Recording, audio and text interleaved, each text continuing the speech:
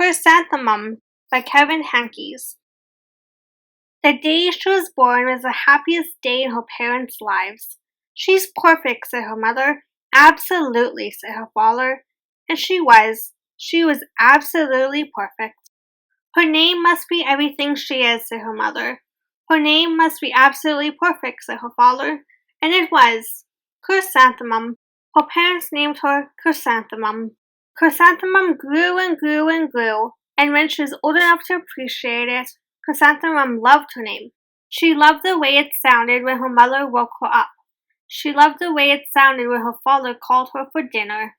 And she loved the way it sounded when she whispered to herself in the bathroom mirror. Chrysanthemum, chrysanthemum, chrysanthemum. Chrysanthemum loved the way her name looked when it was written with ink on an envelope. She loved the way it looked when it was written with icing on her birthday cake.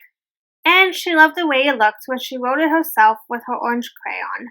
Chrysanthemum, chrysanthemum, chrysanthemum. Chrysanthemum thought her name was absolutely perfect. And then she started school. On the first day, Chrysanthemum wore her sunniest dress and her brightest smile. She ran all the way. Hooray, said Chrysanthemum, school! But when the teacher took roll call, everyone giggled upon hearing Chrysanthemum's name. It's so long, said Joe. It barely fits on your name tag, said Rita Poynton. I'm named after my grandmother, said Victoria. You're named after a flower. Chrysanthemum wilted. She did not think her name was absolutely perfect. She thought it was absolutely dreadful. The rest of the day was not much better. During nap time, Victoria raised her hand and informed the teacher that Chrysanthemum's name was spelled with 13 letters. That's exactly half as many letters as there are in the entire alphabet, Victoria explained. Thank you for sharing that with us, Victoria, said the teacher. Now, put your head down. If I had a name like yours, I'd change it, Victoria said, as the students lined up to go home. I wish I could, thought Chrysanthemum sadly. Welcome home, said her mother. Welcome home, said her father. School is no place for me, said Chrysanthemum. My name is too long. It barely fits on my name tag, and I am named after a flower. Oh, shh, said her mother. Your name is beautiful. And precious and priceless and fascinating and winsome, said her father. It's everything you are, said her mother. Absolutely perfect, said her father. Chrysanthemum felt much better after her favorite dinner, macaroni and cheese with ketchup, and an evening filled with hugs and kisses and porcheesi. That night, Chrysanthemum dreamt that her name was Jane. It was an extremely pleasant dream. The next morning, Chrysanthemum wore her most comfortable jumper. She walked to school as slowly as she could. She dragged her feet in the dirt. Chrysanthemum, chrysanthemum, chrysanthemum, she wrote. She even looks like a flower, said Victoria as Chrysanthemum entered the playground. Let's pick her, said Rita Poynton. Let's smell her, said Joe. Chrysanthemum wilted. She did not think her name was absolutely perfect. She thought it was absolutely dreadful. The rest of the day was not much better. During nap time, Victoria raised her hand and said, A chrysanthemum is a flower. It lives in a garden with worms and other dirty things. Thank you for sharing that with us, Victoria, said the teacher. Now, put your head down.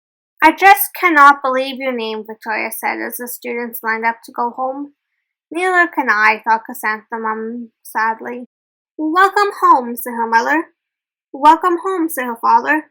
School is no place for me, said Chrysanthemum. They said I even look like a flower. They pretended to pick me and smell me. Oh, shh, said her mother. They were just jealous. And envious of a virgin, said her father. Who wouldn't be jealous of a name like yours, said her mother.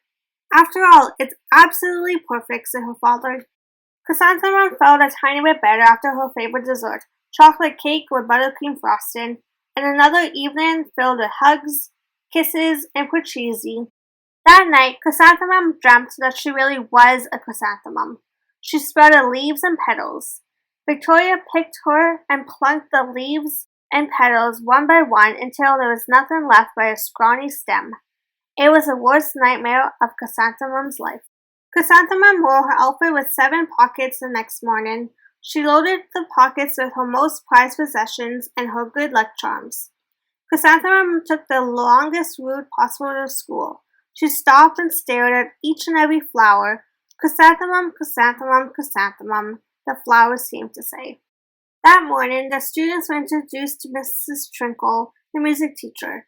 Her voice was like someone out of a dream, as was everything else about her. They thought Mrs. Trinkle was an undescribable wonder. They went out of their way to make a nice impression.